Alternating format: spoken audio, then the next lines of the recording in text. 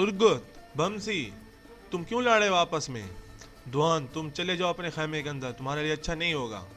बाहर में जाओ, मैं भी जा रहा हूँ अपने खैमे में। अस्सलामुअलैकुम दोस्तों, इस एपिसोड के आगाज़ में अर्तुगरुल अपने सिपाहियों के पास जाता है और दुआन से पूछता है कि क्या तुम तैयार हो इस कुर्बानी को देने के लिए। तो दुआन कहता है जी भाई, हम तैयार हैं। और तुर्गुत कहता है कि हमें हर एक चीज़ से मोहतात रहना होगा, क्योंकि गुमसगिन ने हमारे पीछे सिपाही लगा रखे हैं जो हमारी हर हरकत पर नज़र रखे हुए हैं। इसलिए हमने अब्दुर्रहमान से घोड़े तैयार करवाने का कह दिया है। अर्तुगरुल कहता है ठीक है।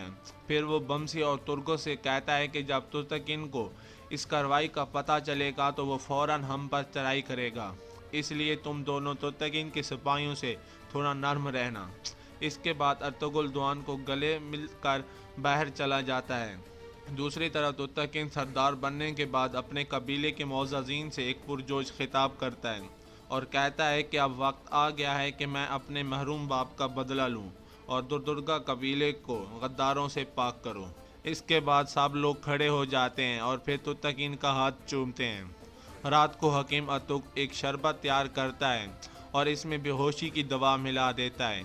इतने में वहाँ दुआन भी आ जाता है। हकीम अतुक कहता है कि मैंने शरबत तैयार कर दिया है, और दुआन कहता है कि मैंने मंगोलों और सलेबियों के ख़िलाफ़ कई जंगें लड़ी हैं, लेकिन मैं कभी भी मौत से खौफज़दा नहीं हुआ। लेकिन अब मैं मौत से बहुत ज़्यादा खौफसदा हूँ कि अगर मैं बानो जीजी की हिफाजत नहीं कर पाऊँगा। इसके बाद हकीम अतुक शरबत को एक बर्तन में डालकर दुआन को दे देता है और कहता है कि दुआन भाई, तुम परेशान मत हो, तुम एक हक़ के रास्ते पर और अल्लाह ताला तुम्हारी मदद ज़रूर करेगा। दूसरी तरफ हेमा खातून अर्तुगरुल से पूछती है कि तुम बानो जीजी को भगाने के बाद सच कैसे साबित करोगे। अर्तुगरुल कहता है कि मैं मुमसकिन को गुस्सा दिलाकर अपनी तरफ मुतवज्जा करवाऊंगा। हेमा खातून कहती हैं कि ये किस तरह का खेल है। अर्तुगरुल कहता है कि ये एक ऐसी जंग है जो तलवार से नहीं बल्कि दिमाग से जीती जाती है।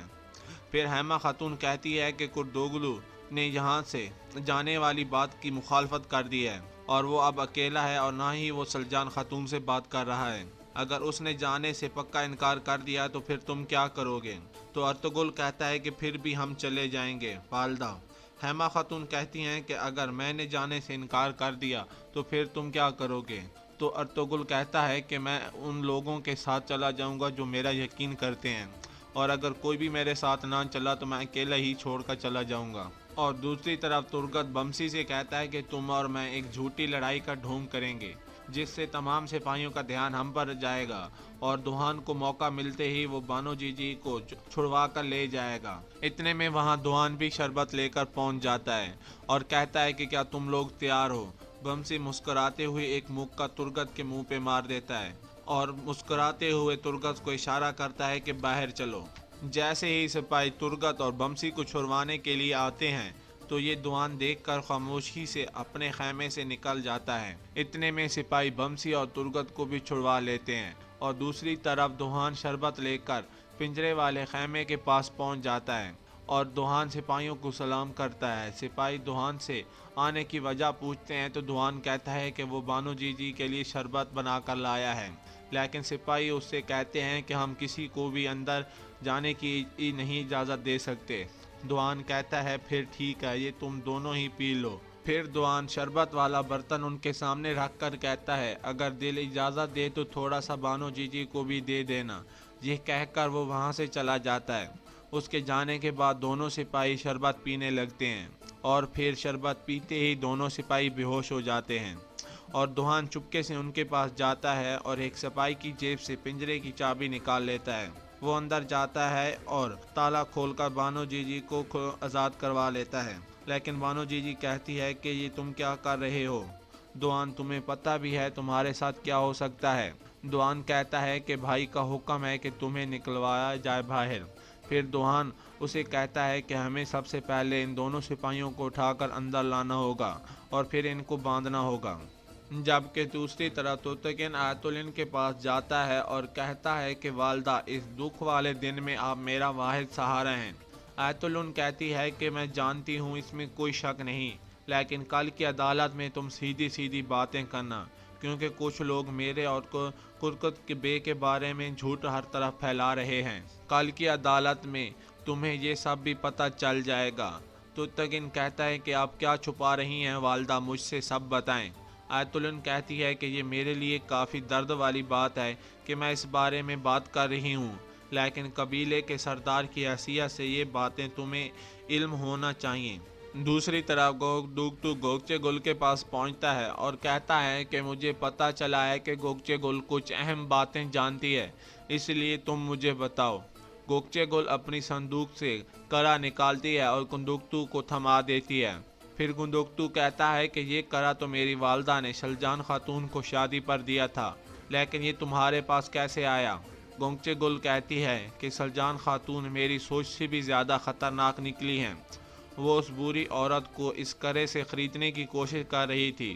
دوسری طرف ایتولن خاتون بھی ترتگن کے کان بھر رہی ہوتی ہیں اور کہتی ہیں کہ شلجان خاتون ایک بار پھر ہمارے قبیلے میں فتنہ پھیلا رہی ہیں اور وہ میرے بارے میں جھوٹ پھیلا رہی ہے کہ میرے اور کرکت کے بے کے شادی سے پہلے ناجائز تعلقات تھے۔ ترتگن کہتا ہے کہ یہ مسئلہ ہے کیا اس کا؟ ایتولن کہتی ہاں، میں نے اس بارے میں بات نہیں کرنا چاہتی تھی، لیکن یہ بہتر ہے کہ تم میرے منہ سے سن لو۔ دوسری طرف گوگچے گل کہتی ہے کہ میں ایک قبیلے سے باہر جڑی بوٹیاں لینے گئی تھی، میں نے دیکھا کہ اس بری عورت نے شلجان کو کڑا پھینک دیا ہے۔ میں فوراً ایتولن پھپھو کو بتانے کے لیے واپس چلی گئی اور کچھ ٹائم بعد ہمیں یہ سننے کو ملا کہ اس بری عورت کی لاش ملی ہے۔ میں دوبارہ وہاں گئی اور مجھے یہ کڑا ملا۔ شاید شلجان خاتون وہیں بھول گئی تھی یا انہیں وہاں سے یہ کڑا ملا ہی نہیں۔ میں نے یہ کڑا اٹھایا اور اپنے پاس چھپا دیا اور ہر چیز سمجھ گئی۔ گندوکتو کہتا ہے کہ تم کیا چیز سمجھ گئی؟ مجھے بھی بتاؤ۔ گوگچے گل کہتی ہے کہ یہی کہ اس بری عورت کو شلجان نے مار دیا تھا۔ اور دوسری طرف ترتگن غصے میں شلجان خاتون کے خیمے کی طرف پہنچ جاتا ہے۔ گوگچے اس کے سامنے آ جاتی ہے، لیکن ترتگن کہتا ہے کہ میرے سامنے سے ہٹ جاؤ، تمہاری اس غدار بہن نے میرے خاندان کے بارے میں جھوٹ پھیلا رہی ہے کہ ایتولن کے میرے بابا کے ساتھ ناجائز تعلقات تھے شادی سے پہلے، جب میری والدہ زندہ تھی۔ گوگچے شلجان سے پوچھتی ہے کیا یہ بات سچ ہے، تو شلجان کہتی ہے کہ یہ کوئی بہتان نہیں ہے۔ ترتگن پھر غصے سے شلجان خاتون کی طرف آتا ہے اور گوگچے اسے پھر روک لیتی ہے، لیکن شلجان خاتون کہتی ہے کہ تم نے یہ کبھی نہیں سوچا کہ تمہاری والدہ اچانک کیسے مر گئی؟ ترتگن کہتا ہے کہ تم ہی بتا دو شلجان خاتون۔ تو شلجان خاتون کہتی ہے کہ تمہاری والدہ اور والد کی قاتل اب بھی تمہارے خیمے میں موجود ہیں، اور اسی بات کے سنتے ہی ترتگن گوگچے کو دھکا دے کر شلجان خاتون کو مارنے کی کوشش کرتا ہے۔ دوسری طرف عبد الرحمن نے حیمہ خاتون اور ارطغرل کو بتا دیا کہ ترتگن غصے میں شلجان خاتون کی خیمے کی طرف جا رہا تھا۔ وہ سب بھی بھاگ پڑے اور دوسری طرف شلجان اپنی جان بچاتے ہوئے خیمے سے باہر آ کر گر جاتی ہیں۔ ترتگن مارنے کے لیے تلوار نکالنے لگتا ہے، لیکن ارطغرل آواز دیتا ہے کہ ایسی غلطی مت کرنا۔ یہ ایپیسوڈ یہیں پر ختم ہو جاتی ہے۔